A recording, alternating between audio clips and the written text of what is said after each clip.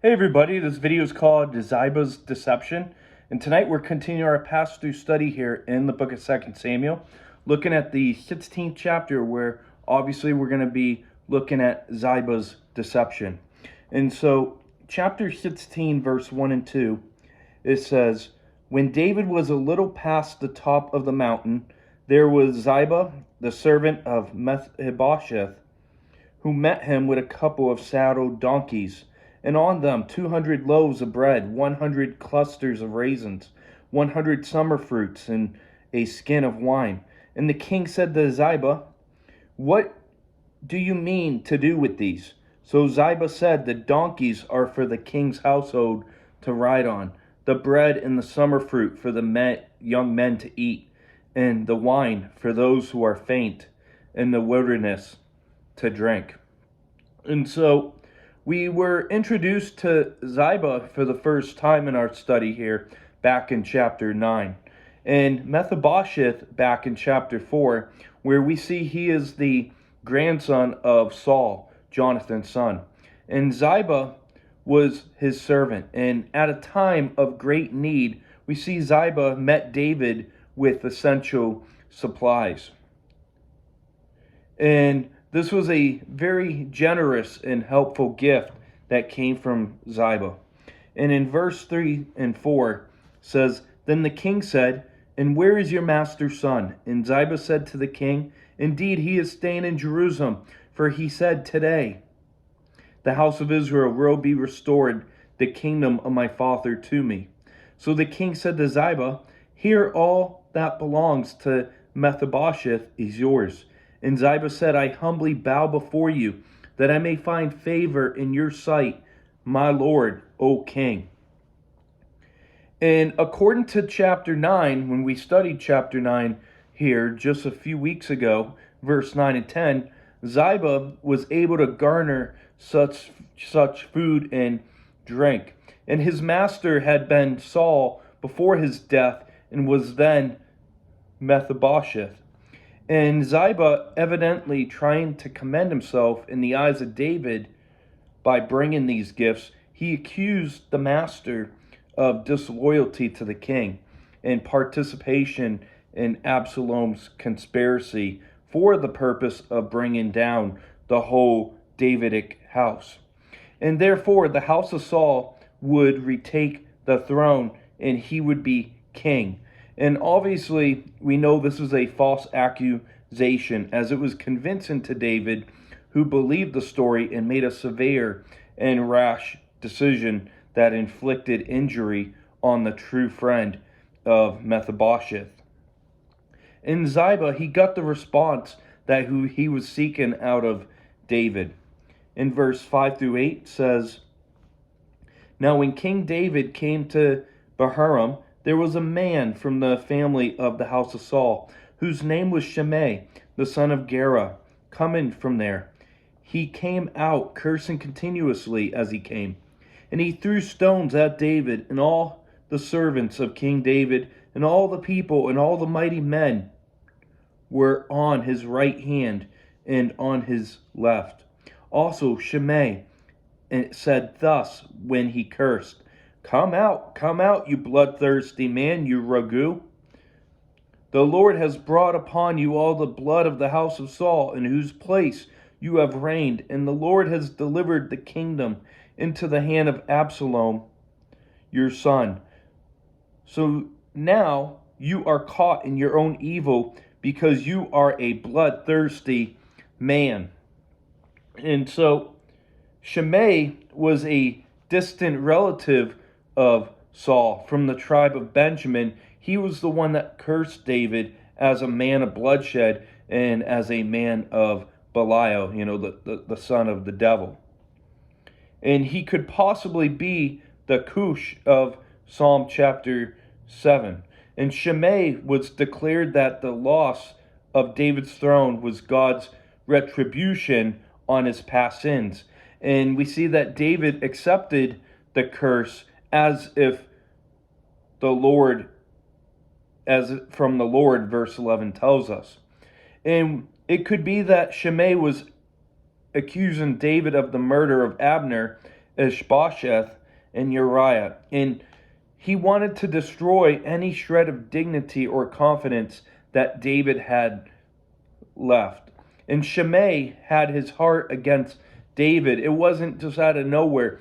Shimei's heart against David was over a long period of time, but he could only show it when David was down and out. And he went after David when David was most vulnerable. And Shimei's analysis may seem right when you look at the outward appearance of things on David. When we look at chapters 11 and 12, we might see, that David is not a good person. Only part Shimei had right was the Lord brought these trials upon David, but not for the reasons that Shimei would lay out here. In verse 9 through 14 says, Then Abishai, the son of Zeruiah, said to the king, Why should this dead dog curse the Lord the king? Please let me go over and take off his head. But the king said, What have I to do with you, you sons of Zeruiah? So let him curse, because the Lord has said to him, Curse David. Who then shall say, Why have you done so? And David said to Abishai and all his servants, See how my son, who came from my own body, seeks my life. How much more now may this Benjamite? Let him alone and let him curse, for the Lord has ordered him. It may be that the Lord will look on my affliction, and that the Lord will repay me with good for the curse in this day. And as David and his men went along the road, Shimei went along the hillside opposite him, and cursed as he went, and threw stones at him, and kicked up dust. Now the king and all the people who were with him became weary, so they refreshed themselves there. And I just want to make a side comment on picking up stones and throwing it at people. That's something you don't want to say on Facebook. I actually was spending some hard time last week in Facebook County Jail for making a joke against a false modern day prophet. So don't mention you're going to throw stones at somebody on Facebook, even if it's biblical sense in a joke. But dead dog, it means worthless and despised. And the patience and restraint of David on this occasion, I think, is amazing. And it's different than his violent reaction to the slanderous words of Nabal back in our last study in the book of 1 Samuel chapter 25, verse 2. And on that occasion, he was eager to kill the man until calmed by the wisdom of Abigail. And he was a broken man at the later time. And he knew that that while the bitterness of Shimei was uncalled for, his accusations were true. And we see that he was repentant. And Abishai did not want to listen to Shimei curse or to dodge his stones anymore. And David's mighty men, they were ready to annihilate Shimei in an instant. But we see that David didn't try shutting him up, and that David was comforted by God in the small things. And David knew that God was ultimately the one in control, that God was in control of Israel.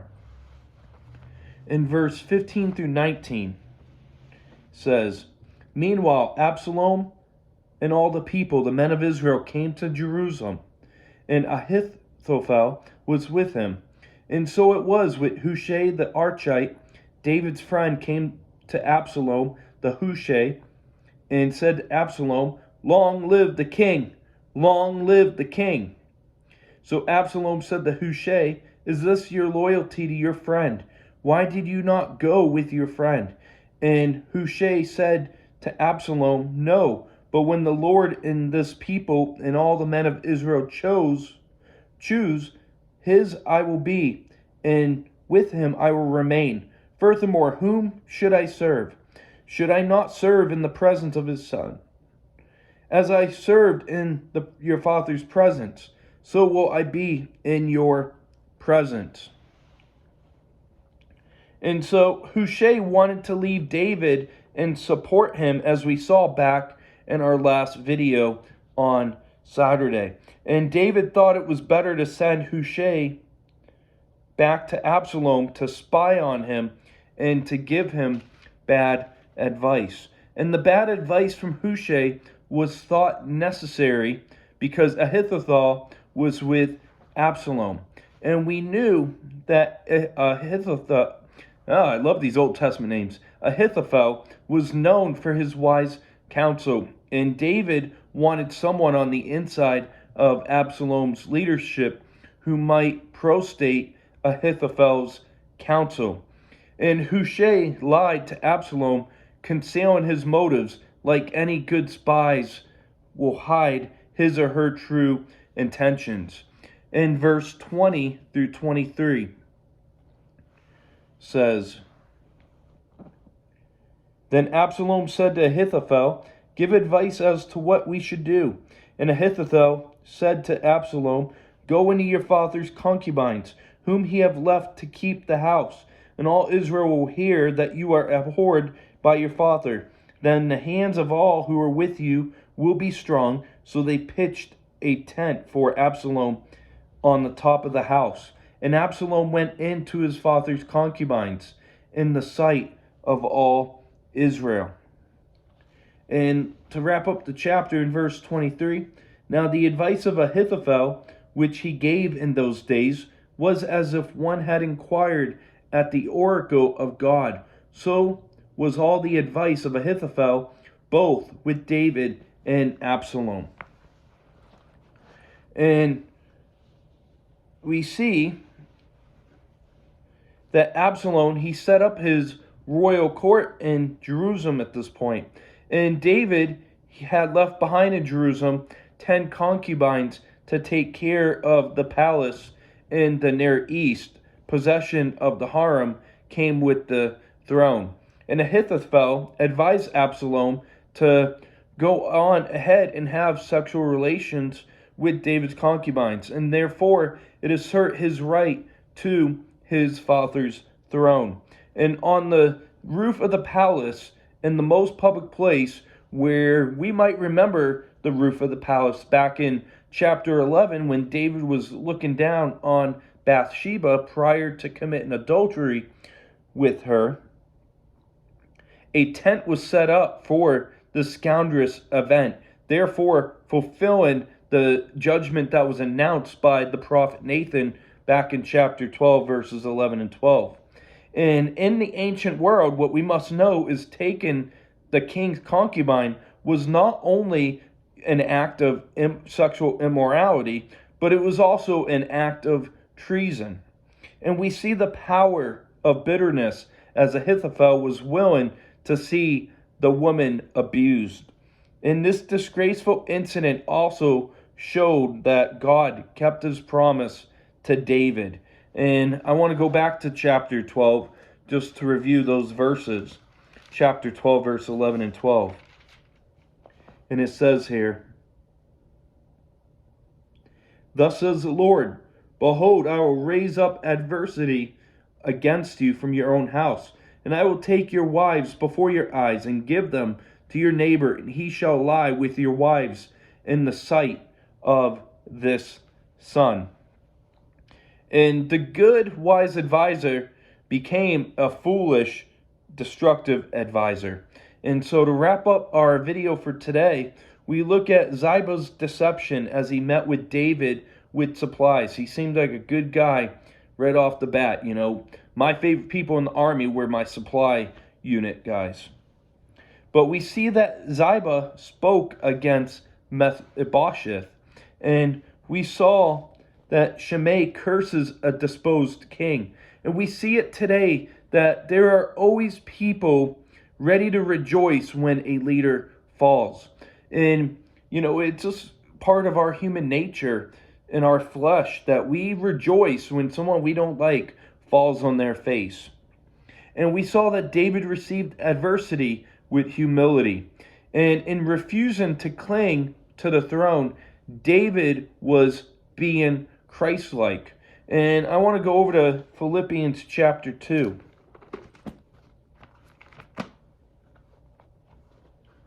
Philippians chapter 2, verse 6 through 8. Matter of fact, we'll read verse 5 through 8 for good measure. And it says, Philippians 2:5, let this mind be in you, which was also in Christ Jesus, who being in the form of God, did not consider robbery to be equal with God, but made himself of no reputation, taking the form of a bondservant and coming in the likeness of men. And being found in appearance as a man, he humbled himself and became obedient to the point of death, even the death on the cross. And Jesus, we see that Jesus humbled himself coming to this earth and sacrificing everything for us. And we see that Absalom received Hushai as an advisor. And we saw that the chapter wraps up with Absalom's following of Ahithophel's advice. And we see that we could see the power behind the bitterness with Ahithophel, willing to see women abused. And Absalom, he grievously sinned, and the kingdom of Israel suffered greatly, all to satisfy his bitter longing for revenge. And what we must realize as Christians is that when we hold on to bitterness ourselves, it has the power to turn our best qualities sour. And bitterness is as a poisonous root, as Hebrews 12 verse 15 talks about. And that's going to wrap up today's chapter. And we'll see you next as we're going to look at Absalom's decision for direction. And I just want to thank you for the 17 minutes this evening. We are now 2/3 of the way through our study, and we will see you for the next video. God bless.